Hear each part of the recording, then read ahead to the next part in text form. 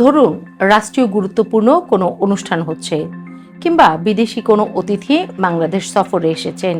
এ সময় বাংলাদেশি সংবাদ মাধ্যমে একটা কমন খবর থাকে, সেই অনুষ্ঠানে কি খাবার দাবার দেয়া হলো, ডিনারের মেনুতে কি ছিল, বা প্রধানমন্ত্রী কি খাওয়ালেন, অতিথি মিষ্টি পছন্দ করলেন নাকি ইলিশ মাছ। এই ধরনের খবর প্রকাশিত হয়। আমরা দেখেছি দর্শক বা পাঠকের একটি বড় অংশ তখন বিরক্ত হন।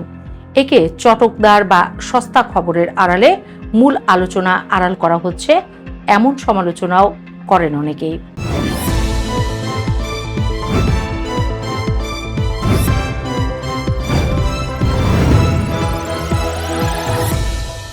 আমরা দেখলাম মার্কিন প্রেসিডেন্ট ট্রাম্পের চীন সফরের সময় নিউ ইয়র্ক টাইমসের মতো অত্যন্ত সিরিয়াস এবং আন্তর্জাতিকভাবে স্বীকৃত সংবাদপত্র তাদের প্রথম পাতায় ট্রাম্পের বিফ রিবস, রোস্ট ডাক বা তিরামিসু খাওয়ার খবর দিচ্ছে। এর চেয়ে গুরুত্বপূর্ণ কোনো খবর ছিল না। নিউ ইয়র্ক টাইমস কেন খাবারের সংবাদ দেয়? এটা কি ডিজিটাল মিডিয়ার প্রভাব, নাকি এর পেছনে অন্য কোনো কারণ আছে? যারা সিরিয়াস সাংবাদিকতা করেন তাদের অনেকের ধারণা, খাবারের মেনু নিয়ে সংবাদ করা মানে নিউজের মান নিচে নেমে যাওয়া। কিন্তু আবার এর ভিন্ন পক্ষও আছে।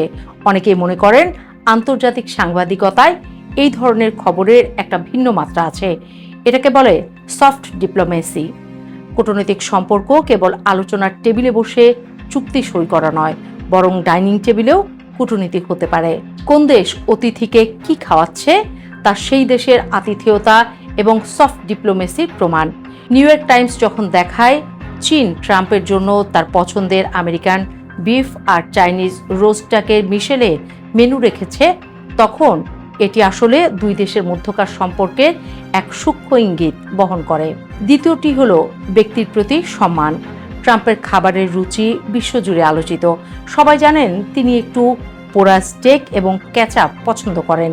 চীন তার ব্যক্তিগত পছন্দ অপছন্দকে সম্মান জানিয়ে তার পছন্দের আইটেম মেনুতে রেখেছে। একজন ব্যক্তির ব্যক্তিগত পছন্দ কিভাবে আন্তর্জাতিক সম্মেলনে প্রভাব ফেলে এই বিষয়টি বোঝায়, সেটা গুরুত্বপূর্ণ। আর তৃতীয় বিষয়টি হলো হিউম্যান স্টোরি। হার্ডকোর পলিটিক্যাল অ্যানালাইসিসের পাশাপাশি মানুষ সবসময় নেপথ্যের গল্পটাও জানতে চায়। নিউ ইয়র্ক টাইমস এই মানবিক বিষয়টি মাথায় রেখে পাঠকদের এই সংবাদের সাথে সম্পর্কিত করেছে। বাংলাদেশের গণমাধ্যমেও খাওয়ার এসব খবর আসে, কিন্তু সেখানে আমরা এই ইনসাইড স্টোরিগুলো তুলে আনি না, কিংবা আমাদের পাঠকদের এর ভেতরের রহস্য খুলে বলি না। আরেকটা খবরের দিকে যদি তাকাই, নিউ ইয়র্ক টাইমস ট্রাম্পের এবং শি জিনপিংয়ের মিটিংয়ে নারীদের অনুপস্থিতি বা কেক নিয়ে আলোচনার মতো বিষয়গুলোকে গুরুত্ব দিয়ে প্রকাশ করেছে। একে আমরা সংবাদের লাইফস্টাইল অ্যাপ্রোচ বলতে পারি, কিন্তু এর জন্য অন্য পার্সপেক্টিভও আছে, তা হলো জেন্ডার পার্সপেক্টিভ। মিটিংয়ে কেন মেয়েরা নেই? এটি কেবল চমকে দেয়া খবর নয়, এটি একটি শক্তিশালী সামাজিক ও রাজনৈতিক পর্যবেক্ষণ।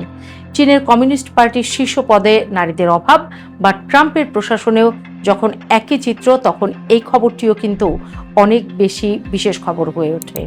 আবার টাইমস যখন ট্রাম্পের চকলেট কেক খেতে খেতে সিরিয়ায় হামলার কথা বলেন, তখন সেই কেকটি কেবল একটি ডেজার্ট থাকে না, তা হয়ে ওঠে একটি ঐতিহাসিক মুহূর্তের সাক্ষী। ডিজিটাল পাঠকরা লম্বা পরিসংখ্যানের চেয়ে এই ধরনের ভিজুয়াল এবং রিলেটেবল স্টাইলে গল্প বলা বেশি পছন্দ করে। এখানেই আবার বাংলাদেশের মিডিয়ার আলোচনাটা এসে যায়, তা হলো ডিজিটাল পাঠকের রুচি। বাংলাদেশে ডিজিটাল মিডিয়া ব্যবহারকারীর সংখ্যা 6.5 কোটি, কিন্তু আমরা সেই পাঠকের জন্য উপযুক্ত রুচি তৈরি করতে পারিনি। দর্শকরা ডিজিটালে হালকা চালে খবর পড়তে বা দেখতে চায়। নিউ ইয়র্ক টাইমস সেটা করেছে, আর আমরা সেখানে ভাড়ামি বা অশ্লীলতাকে প্রশ্রয় দিচ্ছি। চমক দেখাতে গিয়ে আমরা অহেতুক সেন্সেশন তৈরি করছি। বর্তমান সময়ে সংবাদ মাধ্যমের বড় প্রতিদ্বন্দ্বী হলো সোশ্যাল মিডিয়া। ডিজিটাল প্ল্যাটফর্মের আধিপত্য সাংবাদিকতার সংজ্ঞাকেই বদলে দিয়েছে। ইন্টারনেটে পাঠকদের বেশিরভাগই খুব বেশি মনোযোগের সময় দিতে চান না, তাই সিরিয়াস সংবাদের সাথে ভাইরাল হওয়া যোগ্য এলিটমেন্ট যোগ করা এখন অনেকটা বাণিজ্যিক বাধ্যবাধকতা হয়ে দাঁড়িয়েছে। কিন্তু সেই বাণিজ্যের সাথে বুদ্ধিমত্তার অভাব আছে বলেই খাওয়া দাওয়ার একই খবর আমাদের মিডিয়া আসলে মানুষ বিরক্ত হয় বা সস্তা সংবাদ মনে করে দেখুন, ভারতের প্রধানমন্ত্রী নরেন্দ্র মোদী যখন বাংলাদেশে এলেন, তখন তার খাবারের জন্য শত পদের ডিনামিষ আয়োজন করা হয়। এই এলাহি কাণ্ড আরও এলাহি করে তোলে আমাদের মিডিয়া। অথচ নিউ ইয়র্ক টাইমসের লেখায় খাবারের মেনু ব্যবহারের মাধ্যমে ট্রাম্পের বাণিজ্য নীতি বা জাপানের সাথে গরুর মাংস আমদানির চুক্তির মতো সিরিয়াস বিষয়গুলো সুনিপুণভাবে জুড়ে দেওয়া হয়। সোশ্যাল মিডিয়ার কারণে মূলধারার সাংবাদিকতার যে শিফটিং, নিউ ইয়র্ক টাইমস এই রূপান্তরটি অত্যন্ত দক্ষতার সাথে গ্রহণ করেছে বলেই তারা ডিজিটাল সাবস্ক্রিপশনে এখনও শীর্ষে। বাংলাদেশি মিডিয়াও এখন সোশ্যাল মিডিয়ার চাপে তাদের স্টাইল পাল্টাচ্ছে। এখন বড় বড় সংবাদ আউটলেটের ফেসবুক পেজে গেলেই দেখা যায় তারা লাইভ করছে বা ছোট ছোট ক্লিপ দিচ্ছে, যা মূলত সোশ্যাল মিডিয়া ইনফ্লুয়েন্সারদের মতো।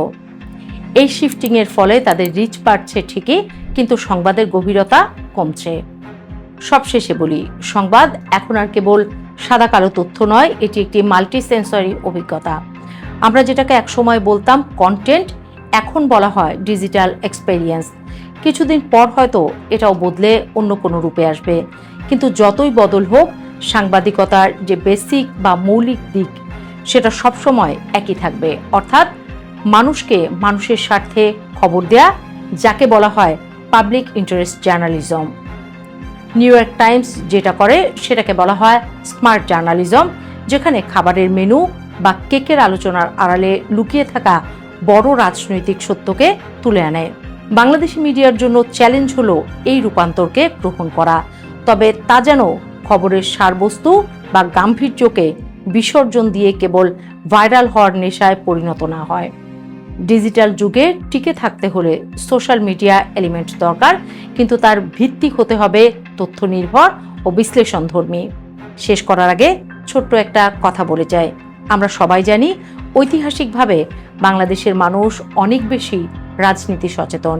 ইউরোপ বা আমেরিকার মানুষ সাধারণভাবে রাজনীতি নিয়ে খুব বেশি আগ্রহী নন, কিন্তু আমাদের এখানে মানুষ রাজনীতি নিয়ে অনেক বেশি আগ্রহী। দ্বিতীয় বিষয়টি হলো আমরা কথোপকথন পছন্দ করি।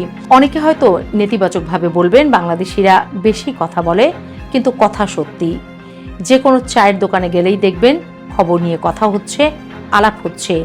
এই আলাপচারিতা শুরু করার জন্য কনভারসেশন স্টার্টার হলো এই ধরনের সহজ বা হালকা বিষয়গুলো।